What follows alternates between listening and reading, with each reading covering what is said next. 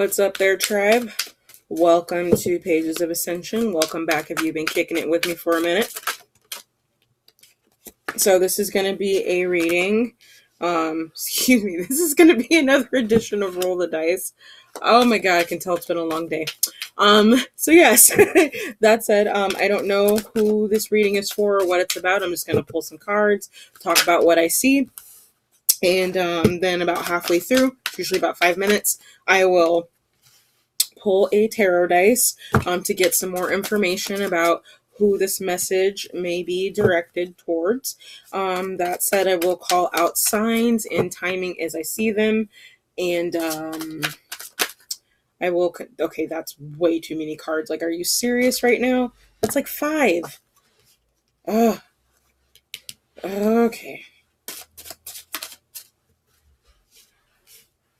It's okay. Apparently there's just a lot to say. So readings may or may not resonate. If they do, that's fantastic. Comment down below. If not, sharing is caring. And with that, anything else you could ever possibly want or need to know is down in the description box. So let's dig in, shall we?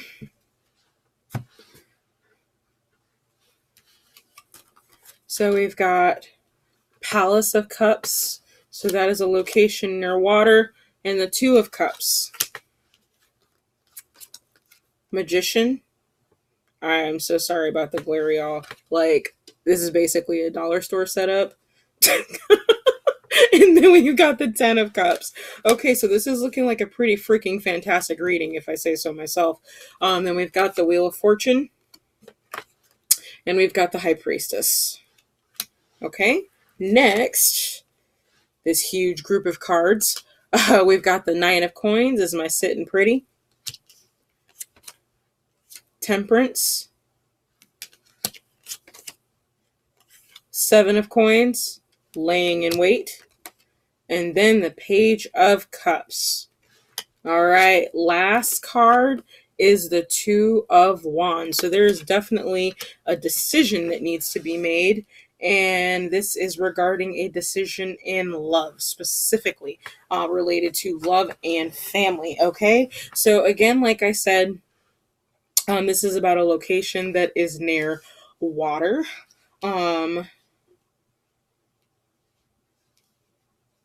Yeah, this is something that you've manifested. So I don't know if this is something that you've been working on specifically with this other person for a while.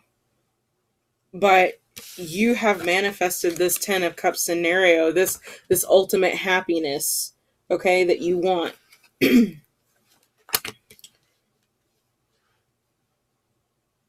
you know this is a cycle change. Like, High Priestess is straight smack in the middle of this reading, okay, with the Wheel of Fortune on top of that. That's 2 majors, okay? This is a huge cycle change. You know the cycle change is here, or coming. It feels here. But you know what this is. This is not a surprise to you in the slightest, okay?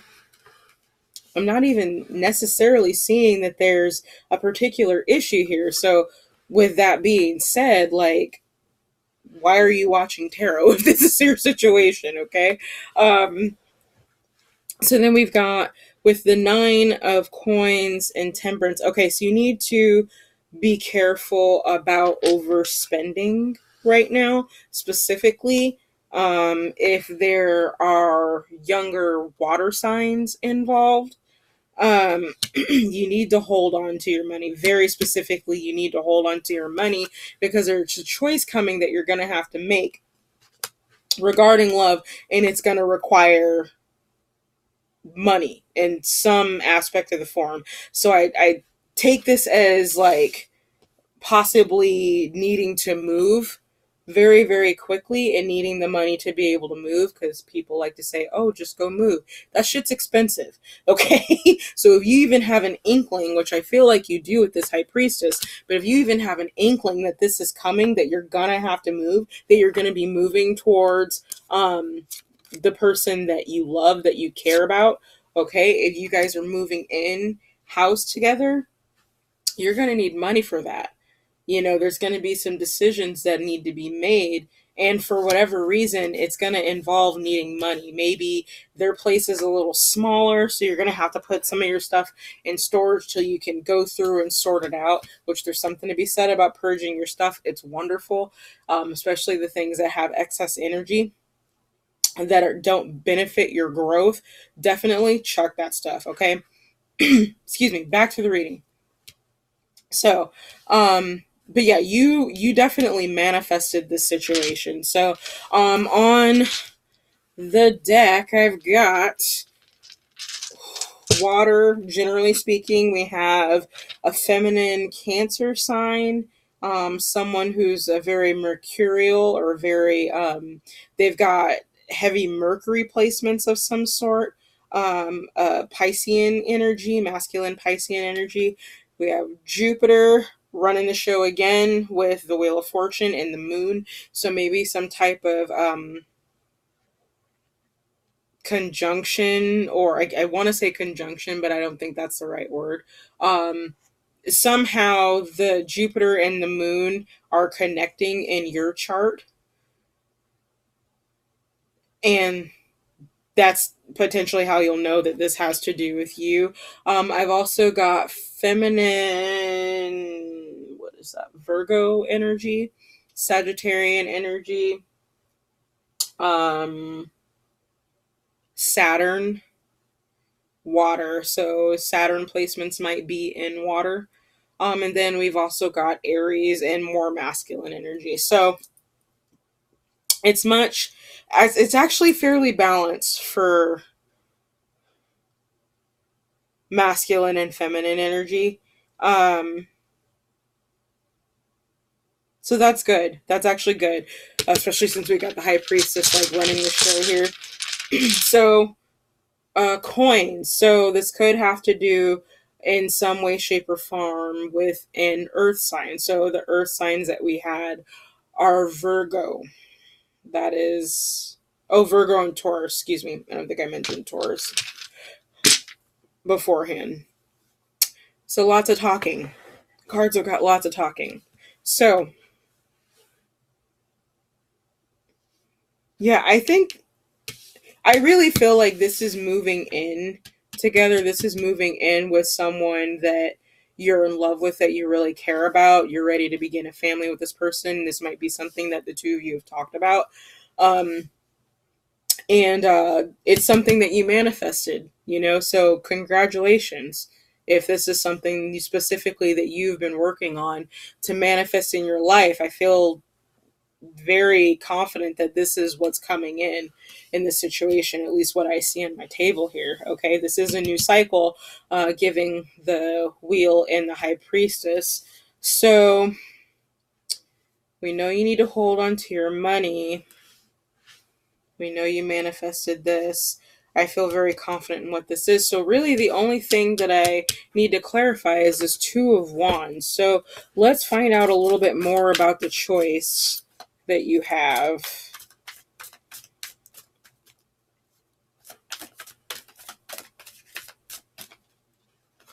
Okay, so the choice, we've got Queen of Coins,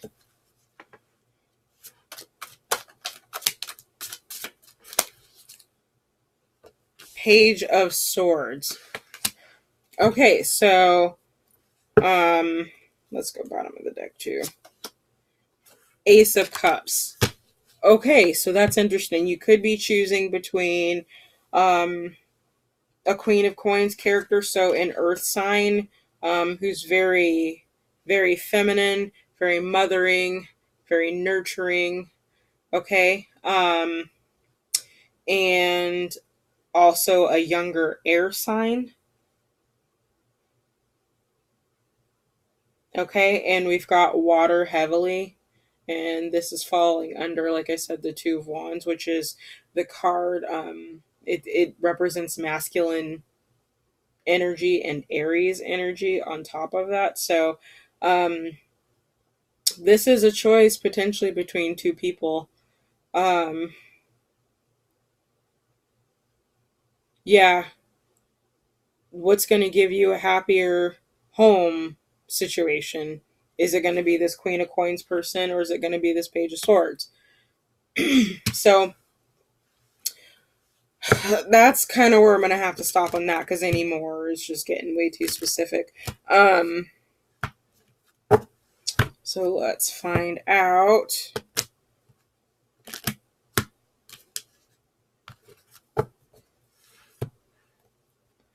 Okay, so your activation in this situation is coherence.